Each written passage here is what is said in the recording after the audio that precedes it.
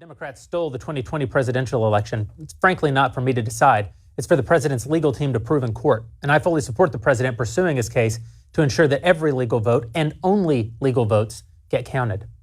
But what I'm absolutely sure of, and I don't need any investigation to prove it, is that before the first ballot was ever cast, the legacy media rigged the election for the Democrats. They did it legally. They did it right out in the open. They even told us they were doing it about half the time. And the worst part is that you and me and all the other suckers out there paid them to do it. We're still paying them to do it, which is why it's never going to stop. They're convinced we won't do a damn thing about it, and so far they're absolutely right. In 2004, Evan Thomas, an editor at Newsweek, said that the media bias in that election was worth 15 points to Democrats. He later corrected himself and agreed that bias was probably only good for actually more like maybe 5% in that election. That's it, just 5%. In 2004. 5%, guys, is the difference between winning and losing in virtually every election in modern American history. And that's in 2004, and that's what they admitted to. Remember that back then, the media at least pretended to care about things like objectivity. I mean, when Dan Rather of CBS News published those forged documents, you remember this? He published a bunch of forged documents about President Bush's time in the National Guard, and he got fired by the network. Nowadays, they'd give the guy a Pulitzer Prize. Every single network published that utterly discredited Steele dossier as part of their many years-long effort to smear Donald Trump as having colluded with the Russians. How many of those journalists got fired? And remember, in 2004, there was hardly any social media to speak of either. In fact, it was in comment sections and chat rooms that those internet sleuths of 2004 proved Dan Rather's story was false. Today, 3 companies or something control the vast majority of all conversations online. All 3, by the way, were proactive in killing the Hunter Biden story.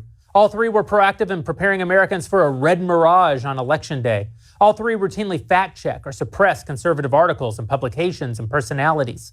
If the legacy media was worth 5% to Democrats in 2004, they got to be worth at least twice that much now. And let's remember how they used that power, by the way, in brief. Before Donald Trump was even inaugurated, the legacy media began promoting voices questioning the legitimacy of the election. They engaged in full-scale questioning of the Electoral College itself and emphasized the quote-unquote national popular vote. I say quote-unquote because there is no national popular election for president in America. There are 50 statewide elections. If there was one national election, every American would have to vote based on the exact same rules, and you wouldn't end up with, for example, Pennsylvania deciding against their own state constitution to allow votes by mail 3 days after an election without postmarks. The legacy media gave nearly round-the-clock coverage back then to the idea that the Russians somehow stole the election by flooding Facebook with money to promote Donald Trump. When the real numbers came out, it turned out that the Trump and Clinton campaigns alone had spent 1,800 times more money on Facebook than the Russians. And that doesn't even count all the PACs and super PACs and C3s and C4s, media organizations and nonprofits who were all spending money messaging about the election on Facebook. The Russians spent less money than it would cost to buy 2 ads on The Ben Shapiro Show. They spent virtually nothing. Now, look, they shouldn't have spent anything, but they effectively didn't spend anything. So the media moved on to Russian collusion.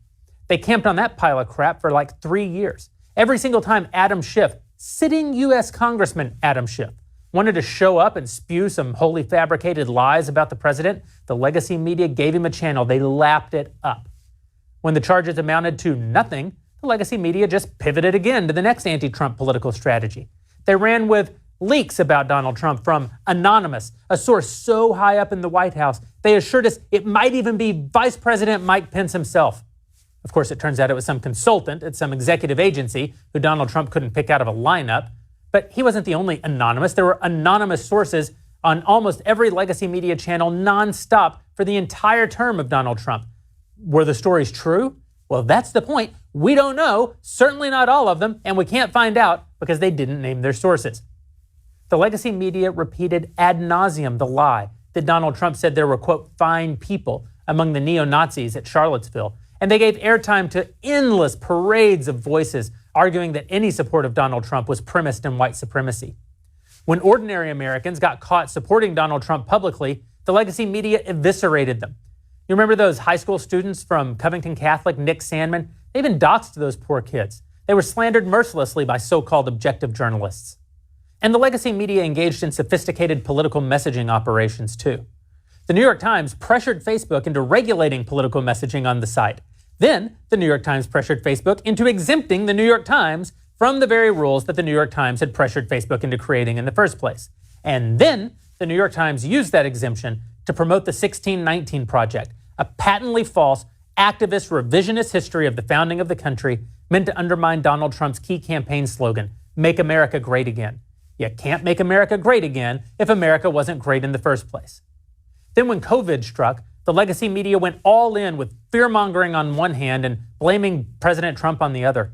Democrat governors and mayors shut down the economy in their jurisdictions, and the legacy media dutifully called that the Trump economy, even though the president opposed the lockdowns and had done a pretty good job with the economy during his tenure up until that time.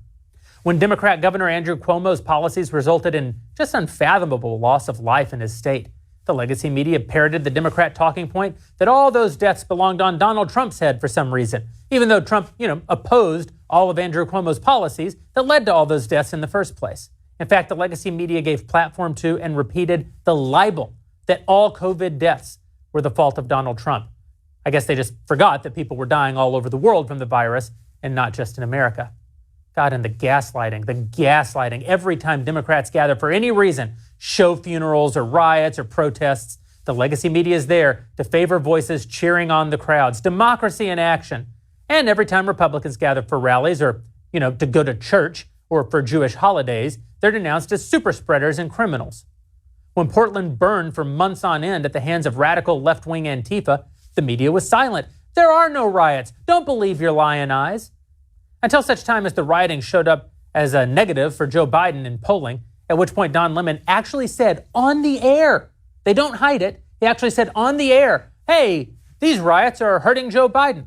And the next day, the entire legacy media shifted the narrative in less than a day to blaming Republicans for the riots that up until one day previous, that same legacy media had said didn't even exist. And as the election drew near, the media decided to hype up their COVID concerns to astronomical levels. Voting in person was deemed too risky, so they called for enormous changes to the way our elections even function. In-person voting, out. Universal mail-in ballots, in. Whether you registered or not, some states were sending you a ballot. And the voting happened so early, most voters hadn't even engaged with the candidates in any meaningful way.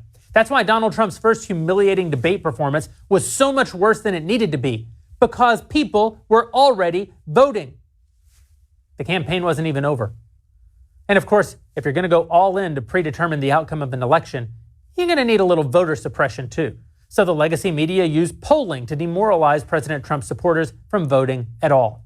Remember, the biggest source of cash for pollsters are legacy media companies. The legacy media props them up and promotes them, and then the polls coincidentally and conveniently happen to fit the legacy media's narrative. Funny how that works. Just like in 2016, when almost every poll the media supported ended up showing Trump performing far worse than he actually performed when the election finally happened. And not just on the national scale, even in the states. In 2016, pollsters were off by an average of 7 points in Hillary Clinton's favor in Wisconsin alone. Trump went on to win Wisconsin. And that's just one example of many. In 2020, same story. In Wisconsin, they were off by nearly the exact same amount, underestimating Trump's support by 6 points. In Ohio, Trump's support was understated by like 7 points. In Texas, nearly 5 points. They said Democrats were going to win Texas. The pattern's just stunning. And we're not just talking about that built-in margin of error that every poll has. Of course, polls aren't going to be exactly right. They have a margin of error. But if it were just the margin of error we were talking about, first of all, the gap would be not nearly as wide. 7 points is not a margin of error. And if it was the margin of error, then you'd see errors swinging both ways. But that's not the case, is it? All the major polls swing in favor of Biden. Every major poll swings against Donald Trump. How does that happen? Is it that pollsters are just struggling to account for that elusive, shy Donald Trump voter? I don't know, maybe. I'm not actually convinced that Trump voters are all that shy. What with their giant stadium-filled rallies and their giant boat parades and their giant car parades and their flags and their signs, how they managed to get 10,000 Trump supporters to march through Beverly Hills 3 weeks ago. But yeah, it's the shy Trump voter.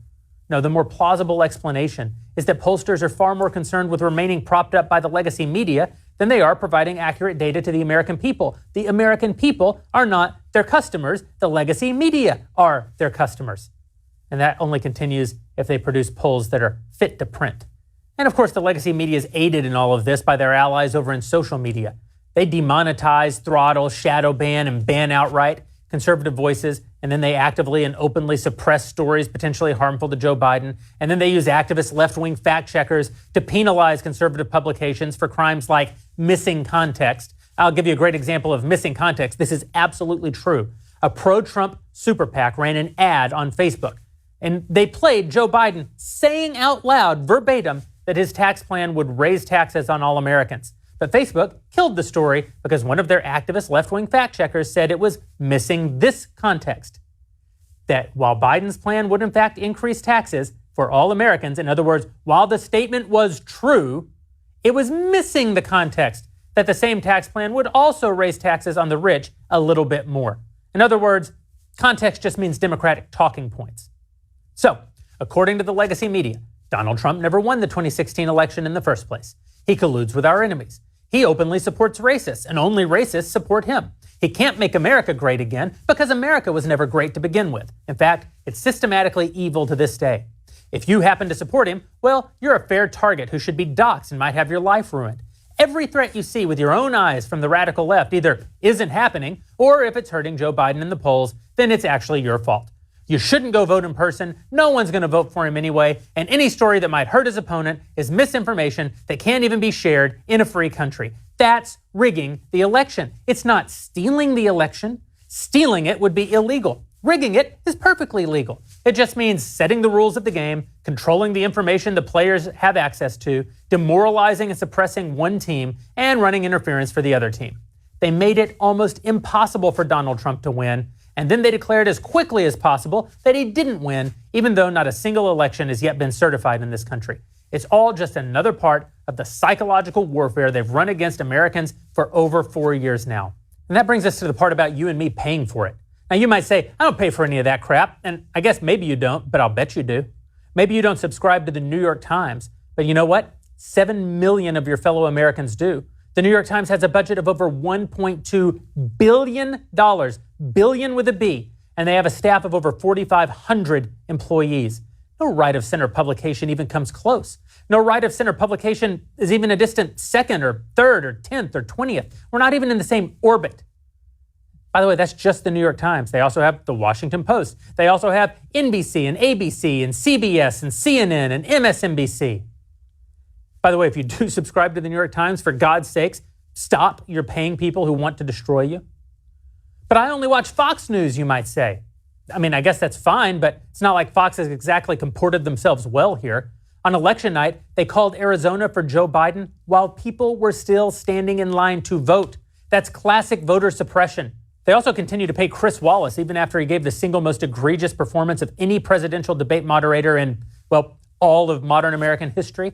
A performance that, in my opinion, made Candy Crowley look fair and unbiased. A performance so disgusting that if you ask me, he shouldn't be welcome to show himself at any journalistic institution. Listen, if anyone had treated the Democrat candidate the way that Chris Wallace treated the Republican candidate, I mean, I won't lie to you, I would have gotten a kick out of it, but I would also then have said he shouldn't be able to show himself in polite society. It's an absolute disgrace to the journalistic profession. But there's Chris Wallace, week after week, month after month, still on Fox News, smug and self-assured and just rich. Rich off your money, rich because you keep paying him. And even if you think I'm being too hard on Fox, even if you only watch Fox, you're still paying for CNN and MSNBC and all the rest. That's because of a little thing called carriage fees, you guys. That's because a small percentage of every single cable bill, no matter what you watch, goes to the major news companies.